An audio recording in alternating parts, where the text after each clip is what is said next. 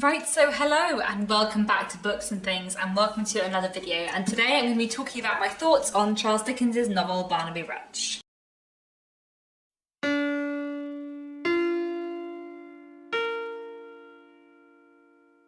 So if you don't know, I'm currently hosting a big, long, 2-year read-along called the Mega Dickens Readalong, where I read all of Charles Dickens' novels in publication order. And over the last 2 months, over April and May, we have been reading Barnaby Rudge. So today I thought I would give you all my thoughts on Barnaby Rudge, having just finished it a few weeks ago, and yeah, have a big old chat about Barnaby Rudge. I feel like this video might be quite long because I have a lot of thoughts about Barnaby Rudge. This video is going to be spoiler-free at the beginning, and there will be some spoilers later on, but I will warn you before I get to the spoilers. However, I will say that even though I'm going to keep this video spoiler-free in terms of like plot twists, I am going to talk about some stuff that happens later on in the book, earlier in the video. The subtitle of Barnaby Rudge is A Tale of the Riots of '80, and the book takes place partly in 1775 and partly in 1780, and the riots that happened in 1780 are quite a big part of the book. So I'm going to talk about the riots, but I'm not going to talk about like specific plot things that would give you spoilers, but I am going to talk about like things that happen in the second half of the book, if that makes sense. Anyway, so before we get into everything else, what is Barnaby Rudge about? It is very much an ensemble novel about a lot of characters. The book takes place partly, as I said, in 1775 and partly 5 years later in 1780.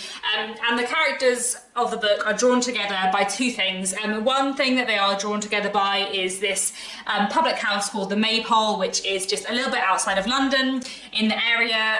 Many years ago there was a murder which has kind of been haunting everyone ever since, and various characters in the book are kind of drawn together by the Maypole. But then in the second half of the book, many of the characters who were in the first half of the book drawn together by the Maypole get drawn together by the Gordon riots and get caught up in them. I didn't read this physical copy of Barnaby Rudge, I listened to it on audiobook. I have been listening to all of the books for the Mega Dickens Readalong on audiobook, which has been wonderful because Dickens just works so fantastically on audiobook. And I listened to the audiobook on Audible, narrated by Jason Watkins, which I would really recommend. It's really well done. And Dickens is fantastic on audiobook. His books just really lend themselves to audiobooks, I think, but especially his books that are really big kind of ensemble pieces with a lot of different characters. They work really well on audiobook because it is easier to follow all of the many characters and to keep track of them if they have different voices. So I really recommend audiobooks for Dickens, and Barnaby Rudge is great on audio. I'll begin with my kind of general thoughts of Barnaby Rudge, and my general thoughts being just like very, very positive. I really loved it. So I have read Barnaby Rudge twice before. This is my third read, and I read it once when I was a teenager, when I was sort of 14 or 15, and once when I was, I think 22 or 23, quite near the beginning of this channel.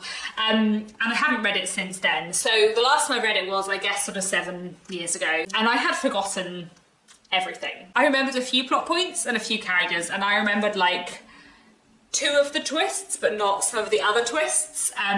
But I had forgotten so much about it. Having forgotten a lot about it actually made it a wonderful reading experience, because it was almost like reading a new Dickens novel because I remember so little about it, and that was just sort of wonderful. Like, it was such a wonderful reading experience because it felt new, and I just loved it very much. So much. I thought it was so good. I also feel like maybe Barnaby Rudge is one that works especially well on audiobook. There are, in the latter half of the book, lots of sort of mob scenes where we're following a crowd, which I remember the last time I read Barnaby Rudge, I say I remember, I went back and watched my old video. The last time I read Barnaby Rudge, I said that I felt like I struggled with the crowd scenes because we weren't following an individual, and sometimes I sort of struggled following a mass of people, but I feel like I didn't feel that at all this read, and I feel like maybe that's because I listened to an audiobook, and I feel like some of the sort of descriptions and the violence and the sort of mob scenes just worked really well on audiobook, in a way that they maybe worked slightly less well on the page for me. I don't know, but I thought they were fantastically written this time round. It also felt like a really relevant book. Like, the themes of prejudice and intolerance, of xenophobia and violence and sort of mob mentality, and like groups of people led astray by politicians who barely believe what they're saying. I feel like that stuff just like really came through on this read of Barnaby Rudge for me. I also feel like the writing is fantastic. The characterization is great. I just genuinely, I was just so impressed by Barnaby Rudge. I feel it's really underrated. I feel like it's just like shot up in my Dickens estimation. Yeah, I genuinely feel like the depiction of the Gordon riots is some of Dickens' best writing, and I do feel like the audiobook really brought that stuff to life and really made it like so affecting and powerful, but I do think it is just fantastic. I also found it really interesting to read like as a historical novel. So this was written in the 1840s and it's set in the 1870s, 1880s. So it was set 60 years before it was written. And it's really interesting to look at as a historical novel. There are some like little things which I noticed. For example, like Dickens like keeps telling you everyone's wearing a wig because he's like, look, it's the 18th century, they're all in wigs.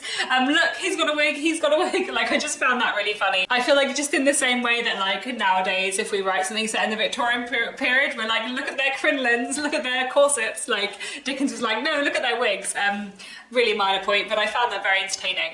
I also found it really interesting that sometimes when you read historical fiction from the Victorian period, the Victorians are sort of like looking back on the past and being like, oh, we wouldn't do that now. Like, I found it really interesting when I read Lois the Witch by Elizabeth Gaskell, which is a Victorian novel but about the Salem witch trials.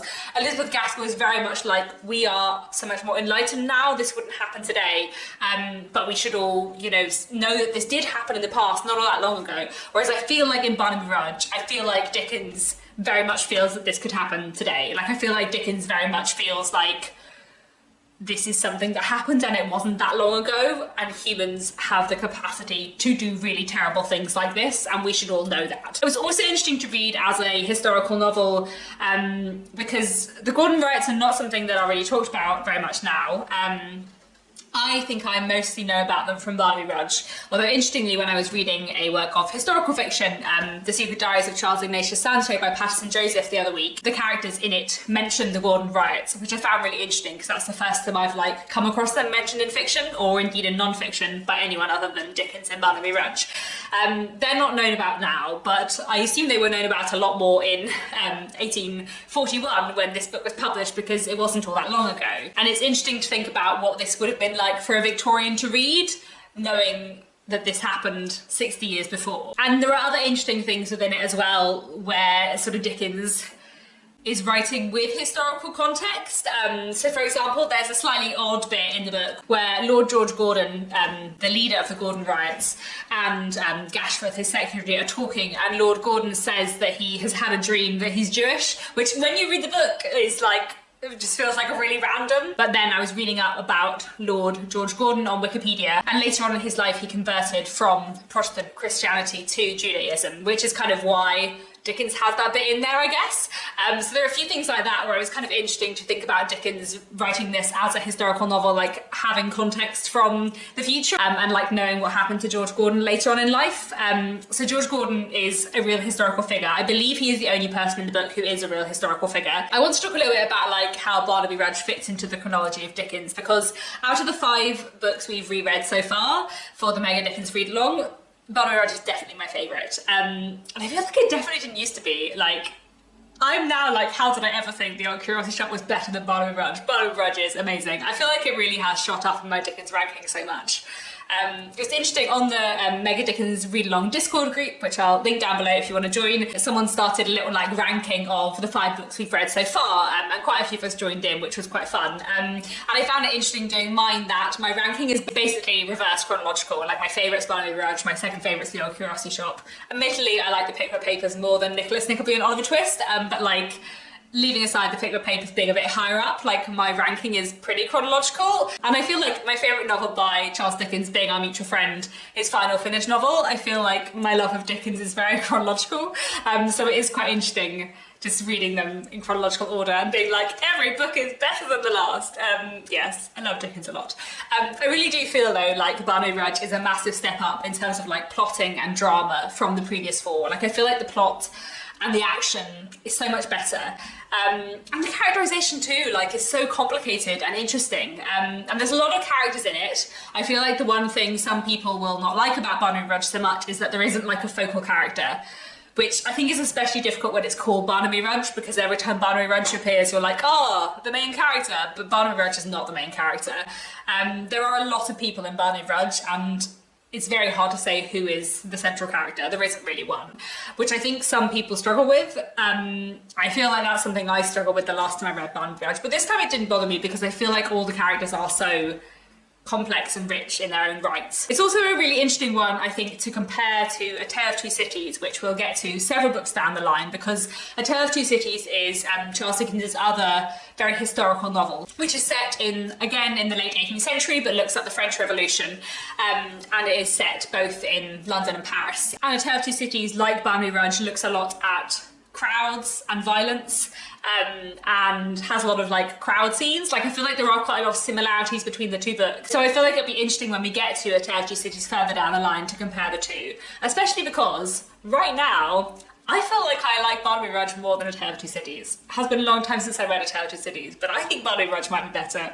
But I feel like that's a very rogue opinion, so we'll see what I think when we actually get to A Tale of Two Cities. I want to talk next about the themes, because there are a lot of really, really interesting themes in Barnaby Rudge. And I feel like it's one of Dickens' most like thematically interesting books. Certainly so far chronologically. I feel like the previous 4 books we've been talking about, there have been some interesting themes, but like nothing that compares to, that's the wrong way up, nothing that compares to Barnaby Rudge. One really interesting theme in Barnaby Rudge, which a few people on the Discord server were discussing, is the kind of theme of like generational difference and generational strife. So we have quite a few like pairs of younger generation, older generation, who have different views on things and who are sort of coming into conflict. So we have Joe and John Willett, John Willett being the landlord of the Maypole, Joe being his son. His son is grown up, but John treats him like a child, and there is a lot of tension between them because of that. Then we also have John and Edward Chester. John Chester is horrible and sort of like careless and selfishness pushed to the extreme, and his son Edward is a very different man,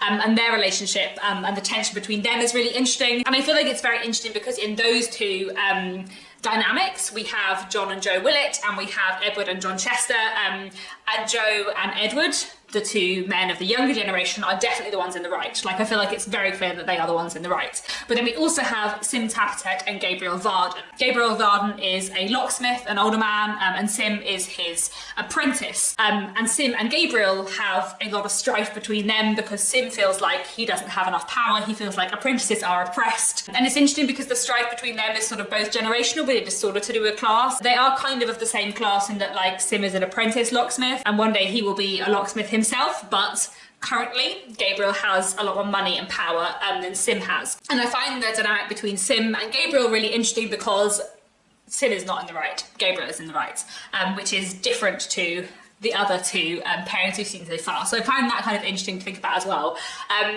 In a sort of complicated class generational way. Who knows exactly what Dickens is trying to say. Another theme that is interesting in Barnaby Rudge is sort of power, and who has it and who lacks it. And this kind of feeds in both to sort of generational stuff and also to ideas of class. So the people who have the power are often the older generation, but they are often also the people who are sort of more upper class. And there are a lot of people within Barnaby Rudge who lack power for various reasons. And in the second half of the book, when we get into the Gordon riots, a lot of the people who riot are rioting because they lack power and they lack agency, and so they try to take what they can because they have no other way of getting power. So the Gordon riots are sort of, on the surface, they are religious riots, they are anti-Catholic riots by Protestant groups of people who are angry about a new act in Parliament which is giving slightly more rights to Catholics. Still not very many rights, but you know, the Protestants were not happy. That is like what the riot is about on the surface, but actually most of the people who are rioting, it's not about religion, it is about lacking power and finding an excuse to try and take it. Or at least if they can't take power, to try and get rid of other people's, I suppose. However, saying that, while a lot of people who are rioting sort of for other reasons, there is still like a massive undercurrent of prejudice and intolerance and xenophobia. And the way Dickens kind of looks at this and criticises this is really, really interesting, I think. And I said xenophobia because sort of within the 18th and 19th century, although there were lots of Catholics and lots of Protestants in England, definitely like the characters in Barnaby Rudge who are Protestant, they view Protestantism as English, you know, it's the Church of England and it's English. And they think that Catholicism is foreign, it's European, it's from the continent. Even though the Catholics that we meet in the book are English, the Protestants in the book do not really view them as English. They view them as foreign and other because they're Catholic. So I do feel like xenophobia, as well as sort of religious intolerance, has its role to play in the prejudices that we see within Barnaby Rudge. And I feel like the way Dickens looks at these themes of prejudice and intolerance are really, really interesting, especially because, as I said, the people who riot it is about prejudice, but it is also about using Catholics as a scapegoat for all of the other problems that are present in 18th century society. The people who are rioting are unhappy and they need an enemy, so when someone like Lord George Gordon gives them an enemy in Catholicism, they take their enemy. And I just feel like that theme is so interesting in Barnaby Rudge, and I just feel like Dickens explores it really, really well. I feel like the way that the book looks at sort of mob violence, mob mentality, and how crowds work and how big groups of people can be kind of misled by others. That is really, really interesting. The scenes of violence in the second half of the book during the riots are so fantastically written. And the way Dickens looks at like how people lose control, I think it's really, really well done. And I mentioned earlier that I feel like some people struggle in those scenes, and I think I have done previously because we're not following an individual character. But actually, I think it's really important that the crowd almost becomes a character in its own right. It has its own agency because the individuals in it almost lose their identity when they're in the crowd. And I just feel like Dickens writes that stuff really, really well. And talking of the individuals losing their identity in the crowd, another kind of theme that is important in Barnaby Rudge is the themes of sort of like understanding versus not understanding, madness versus sanity, sort of having a real awareness of what you're doing and what your actions mean versus not having that awareness. The sort of degree to which the people in the crowd are at fault, the degree to which you can be at fault if you don't understand what you're doing, I feel like is something that is important within the book and is very like thematically significant to the novel. I'm going to talk about this a bit later when I talk about like the title of the book, because I do feel like although the people in the book who are doing the rioting are at fault, they are not the ones who started it. They have sort of been misled by other people. And there are other people who are not taking part in the riots directly, who are of a higher class, who are sort of engineering things from behind the scenes. So the people in the crowd are sort of being directed by other people, and they don't always understand exactly what is going on. They don't really understand everyone's motivations. And I feel like this is a really important theme in the book because it sort of ties into Barnaby Rudge as a character. Barnaby Rudge has some kind of sort of learning difficulties or disability, and he doesn't always understand what's going on around him. And I feel like that theme of not really understanding what you're doing, not really understanding the significance of the consequence of your actions. That's very important to Barnaby Rudge as a character, but also very important to the novel as a whole, which I think is one of the reasons why the book is called Barnaby Rudge, but I'm going to talk about that a little bit more later. Let's move on to talking about characters, because I do think there are a lot of really, really interesting characters in Barnaby Rudge as a novel. As I have said, it is very much an ensemble piece. Some characters are less memorable than others, but to be honest, I feel like in general it's a really strong cast. John Chester is absolutely terrifying, and I find him just like horribly believable. Dennis is also terrifying and really, really well done.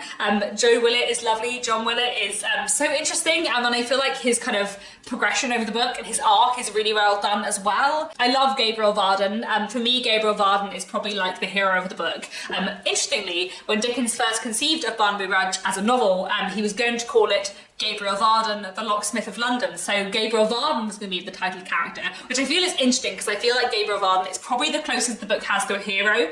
And another thing, actually, interestingly, having spoken about generational stuff earlier, I feel like although to a certain extent some of the young men from the younger generation are like shown to be heroic, I feel like actually the people who are the most heroic are two men of the older generation, Gabriel Varden and Mr. Haredale. I really like Mr. Haredale as well. I think he's a fantastic character, and I feel like him and Gabriel are sort of more heroic than the younger characters, which is kind of unusual in Dickens, kind of unusual in the Victorian novel as a whole, so that's really interesting too in terms of looking at like the generational strife that is going on. And I think it's also significant that Gabriel Varden and Mr. Haredale emerge as like the most heroic characters when Gabriel Varden is a Protestant and Mr. Haredale is a Catholic, and both Gabriel Varden and Mr. Haredale are sort of both shown to be much more like actually Christian and compassionate and have actually like more religious belief than the people who are rioting in the name of their religion. Mr. Gashforth is a fantastically drawn character, and Lord Gordon too is really interesting. I had forgotten rereading Barnaby Rudge that he appeared, that this real historical figure was so interestingly explored in this book. I also feel like Hugh is very well drawn. I'm going to talk about him a bit later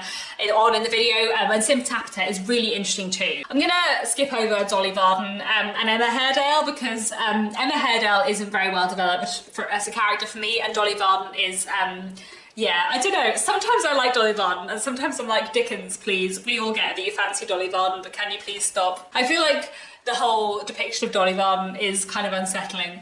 And sometimes there is a point to that, and sometimes there's not. I don't really know how I feel about Dolly Varden as a character, but let's leave that aside. I really like Mrs. Rudge, Barnaby's mother. I think she's a really interesting character. And actually, talking about older generation, younger generation, I feel like as Dickens's older women go, she's a really good character. That's actually not really true in his later novels. I feel like in his later novels he has lots of interesting older female characters. But I do feel like in his early novels, chiefly the women that Dickens likes and presents well are like young and pretty, and older women tend to be a bit silly. I'm thinking especially of Mrs. Nickleby here, but I feel like Mrs. Rudge is a really interesting character for being very much not a Mrs. Nickleby, and I feel like she is a really interesting character. I haven't spoken in detail about Barnaby Rudge yet, so I wanted to talk a bit about him. As I've already said, Barnaby Rudge has some form of sort of learning difficulties, I suppose. I read an interesting article on the Dickens Society website saying that maybe Barnaby Rudge has Williams syndrome, and the two people writing this article said that they felt that Dickens must have known someone who had Williams syndrome, and kind of put that into Barnaby Rudge. So I'll link that article down below if anyone's interested, because I thought that was quite interesting. Barnaby Rudge is a really interesting character, and his presentation is really interesting because there are some things about it that don't age well, and that sit uncomfortably for a modern reader, especially some of the language that other characters use towards him and the way other characters describe him. Well, and also the fact that sort of other characters sort of mislead Barnaby in a way that is sort of quite tricky to read. But I also think Barnaby Rudge comes across as a complicated, nuanced, fully rounded human character, and there is a lot of positivity in his presentation too. I've already spoken a little bit about why Barnaby Rudge might be the title character, and I'm going to talk about this more later on in the video in the spoilery section. But I think it is important that he is the title character when he is not the main character. There isn't really a main character, but even if you were going to pick one, it probably wouldn't be Barnaby Rudge. But I think Dickens purposely draws attention to him because he's very thematically important to the book, but also because this book is full of so many awful people, and Barnaby Rudge is not one of them. So even if he isn't maybe as heroic as Gabriel Varden, and even if he makes mistakes, like, he is also sort of one of the truest-hearted people in the book, I suppose. And that is kind of enough for Dickens to make him his hero. I'm going to move on now to sort of spoilery things. So if you haven't read Barnaby Rudge yet, it's probably about time to go away. But if you have read Barnaby Rudge, if you're taking part in the read-along, please stick around. I have many more thoughts. One thing that I think Dickens does really well in Barnaby Rudge with the characterization is that he sets up certain characters in the first half of the book to be comic characters. People like Miggs and Sim Taptet, they are funny. And then you get to the second half of the book, and they are not funny anymore. And Sim Taptet becoming deadly serious and going from being a figure of fun to being a figure of such danger is fantastic. It's horrible, but it also really, really works.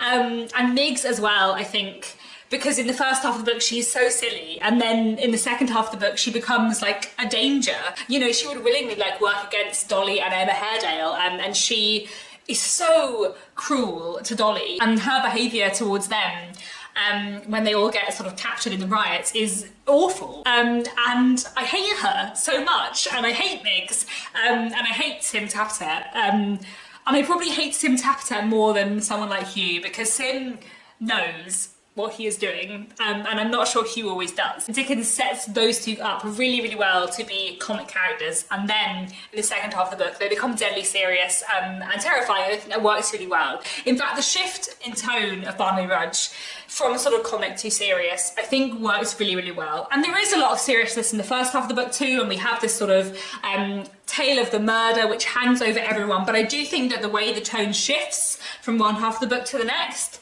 is really, really interesting.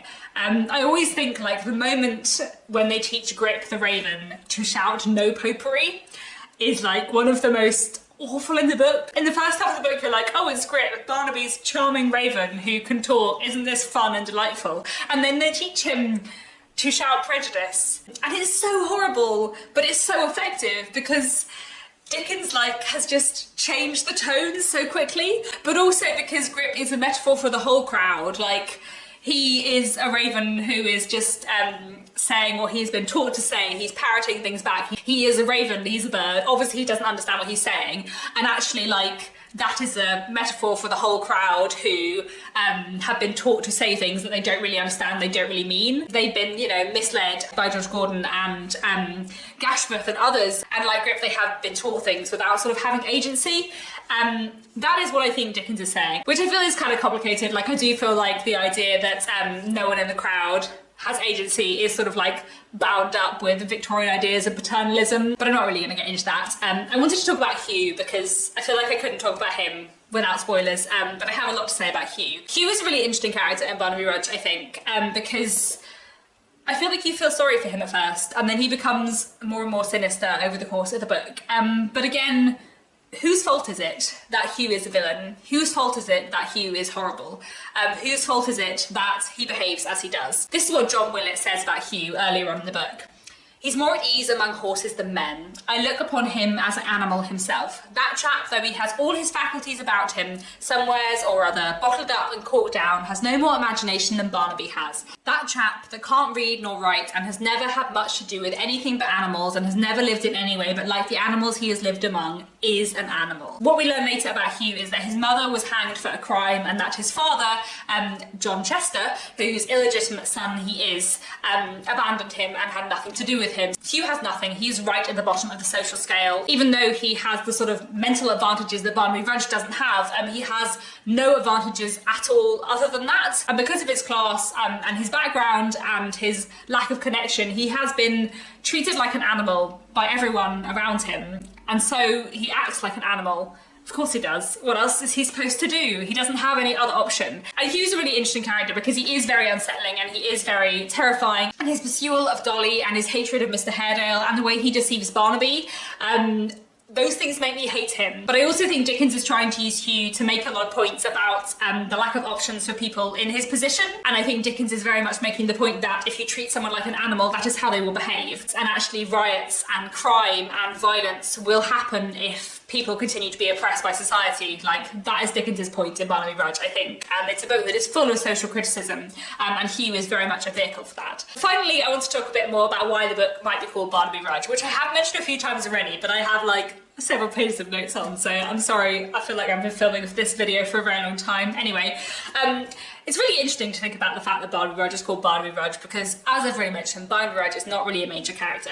One thing I do think is worth mentioning is that there are in fact two Barnaby Rudges in Barnaby Rudge. Obviously for the bulk of the book we think there is only one Barnaby Rudge, the young Barnaby Rudge, but in fact Barnaby Rudge's father, who we all thought was dead, is actually alive and is the highwayman and has been tormenting Mrs. Rudge, and he is still around, and his name is also Barnaby.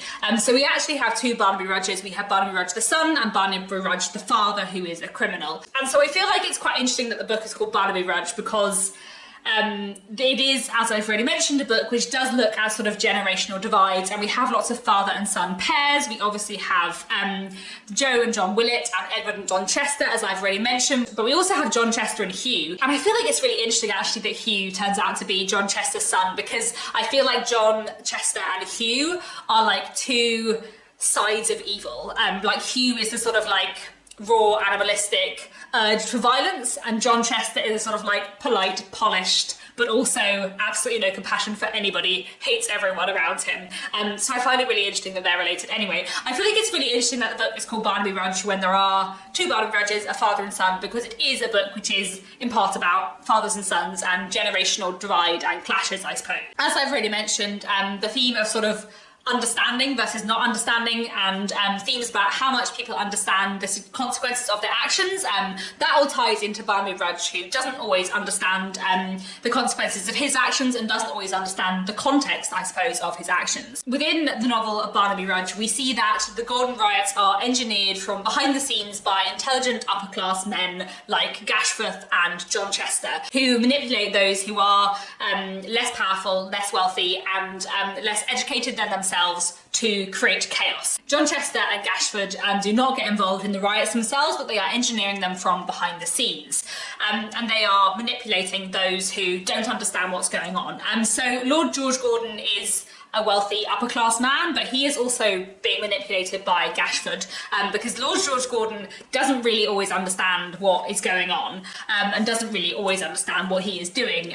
Gashford is sort of the brains behind the operation, I suppose. But Gashford and John Chester are also manipulating Dennis, they're manipulating Hugh, they're manipulating Barnaby, and we have sort of various layers of manipulation where Gashford is manipulating George Gordon, who is manipulating Hugh, who is manipulating Barnaby, and basically we have this sort of like chain of power and manipulation where people are sort of being pushed to cause chaos. And Gashford and John Chester are not doing this because of any religious beliefs. They don't really care one way or other who is Catholic or Protestant.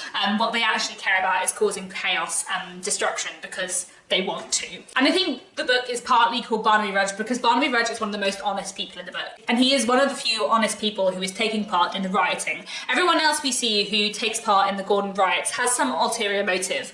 But Barnaby is the only one who actually thinks what they're doing is right, because he doesn't really understand what they're doing.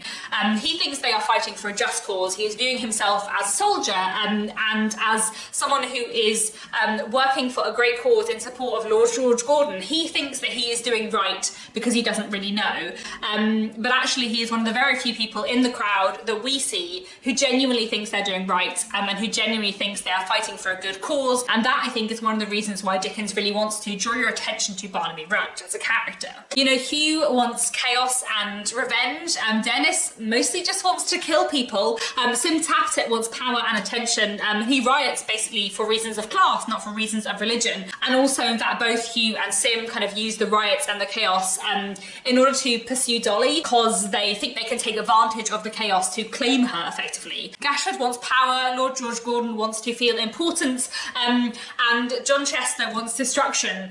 Everyone has something else they want except for Barnaby, who just does this because he thinks it is the right thing to do. And that, I think, is one of the reasons why he is so important within the novel. But actually, having said they all have ulterior motives and that Barnaby is the one who is honest because he doesn't understand what's going on, actually, to a certain extent, there are a lot of other people who don't understand what's going on. As I have already said, the riots are kind of being engineered from behind the scenes by people like Gashford and John Chester, and someone like Hugh, who has been mistreated throughout his life and who has been treated like an animal. Someone like Dennis, who doesn't really understand the implications of what he's doing until much later on in the novel when it is too late. A lot of the people within this crowd don't really understand the significance of what they're doing any more than Barnaby Rudge does. And Dickens dwells in this really fantastic way in the riot scenes on how hot it is. It's the height of summer and it's really, really, really warm, and basically everyone is slightly driven mad by the heat. Dickens writes about it in this way to almost suggest that, like, if it was cold, this wouldn't happen because people are not in their right minds, because people are not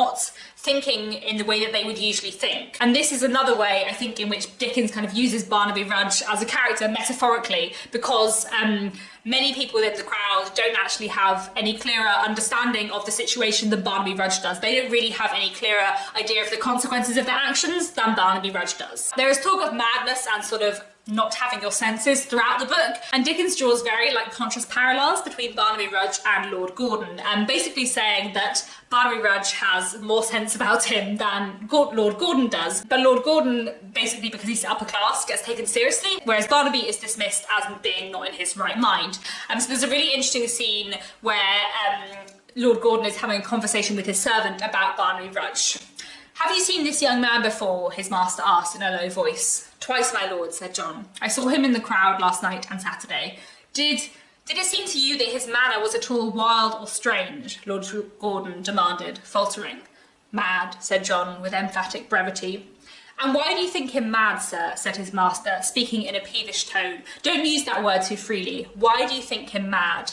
"My lord," John Gruby answered, "look at his dress, look at his eyes, look at his restless way, hear him crying, no popery. Mad, my lord." "So because one man dresses unlike another," returned his angry master, glancing at himself, "and happens to differ from other men in his carriage and manner, and to advocate a great cause which the corrupt and irreligious desert, he is to be accounted mad, is he?" "Stark, staring, raving, roaring mad, my lord," returned the unmoved John. And there are other moments too where sort of parallels are drawn between Lord Gordon and Barnaby, suggestion being that neither of them really have a full grasp of what's happening. There's lots of discussion about how they sort of both dress unusually, and they're both sort of very much misled and led astray by someone who they think to be their friend. So Barnaby is led astray by Hugh and Lord Gordon is led astray by Gashforth. And I think it's really interesting that Dickens kind of draws the parallel between them and he uses that to kind of comment on Lord Gordon. Later in that same scene, Lord Gordon says to Barnaby, "I am proud to be the leader of such men as you." And I think the point here is that he is the leader of men such as Barnaby. He is the leader of men like Barnaby who don't really understand what they're doing, who don't have the full information to really make a good decision about how their actions are going to affect them and affect other people. And I think basically the book is called Barnaby Rudge, and Dickens chooses to write about Barnaby as a character within this novel and within this story to look at how everyone in the book is kind of a bit like Barnaby Rudge, in that so many characters in this book lack information and lack opportunity and lack understanding of what's going on around them and are not able to really like see the consequences of their actions in the way that Barnaby isn't. And I feel like maybe that's why the book's called Barnaby Rudge. Okay. Is there anything left to say? I feel like this video has been very long. I feel like I haven't talked very much about like the murder and the revelation that Barnaby Senior that is the highwayman. I feel like I haven't talked that much about like how fantastic some of the mob scenes are. Like the fire at Haredale's house, it's written so well. And the destruction of the Maypole and how it affects John Willett and his shock. And Dennis being like, well, should we just kill him? Oh, it's horrible. Like, it's so well done. I just think it's such an amazing novel, and I feel like it's so underrated, and I'm just so impressed. I can't believe I had forgotten it. Why have I not read Barnaby Rudge like all the time? It's just so good. So yes, okay. I feel like this has been enough long rambles about Barnaby Rudge. I think it's fantastic. I think it's wonderful. Please do let me know down in the comments what your thoughts were about Barnaby Rudge. I think it was a really, really interesting novel, and yes, so glad that I finally reread it, and I'm really excited for next time where we're going to be reading Martin Chuzzlewit, but more on that soon. Thanks very much for watching, and I'll be back very soon with another bookish video.